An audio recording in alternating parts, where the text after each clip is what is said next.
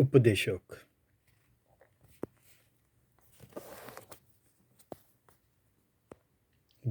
Chapter 1. जेरुसलेमांतलो राजा दाविदाच्या पुता उपदेशकाची उतरां. पोयलो भाग. प्रस्तावना. पोलकेपणाचें polke-ponn mhonn-tta उपदेशक. पोलकेपणाचें polke-ponn sogllench polke-ponn. Suria ponda ghameun-umeun vavrun monis कितें zôddta.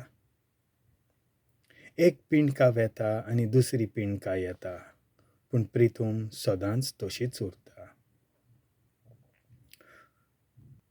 सुर्या उदेता, सुर्या पडटा, मागीर तो आपले सुवातेर वेगान धांवता आनी नव्यान उदेता. वारो दक्षिणेक मारता आनी उपरांत उत्तरेक वेता. तो portun-portun घुंवता आनी नव्यान घुंवूंक वेता. सगल्यो नदी दर्यांत वेतात, पूण दर्या केन्नाच भरना आनी तरी धांवतात थंय नदी vhanvun-vhanvun वेतात. सगल्योच वस्तू आमकां त्रास दितात. खंयच्याच मनशान म्हणून नजो पळोवन दोळे उबगनात, आयकून कान वाजेनात. कितें आदीं आसलें तशें परतून जातलें, कितें केलां तें नव्यान कोत्तलीं. सुर्या पोंदान नवें कांयच ना. पळयात, ही एक नवी वस्त. अशें खंयचे वस्तू विशीं म्हणूंक जाता?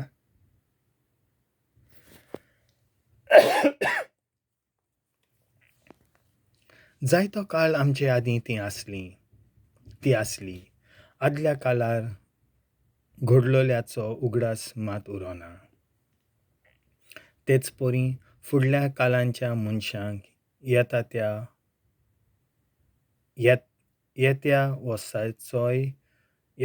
वर्साचोय उगडास उरचो ना. सोलोमनाचें जिवीत. हांवें उपदेशकान जेरुसलेमांत थावन इस्रायलाचेर राज चलयलां.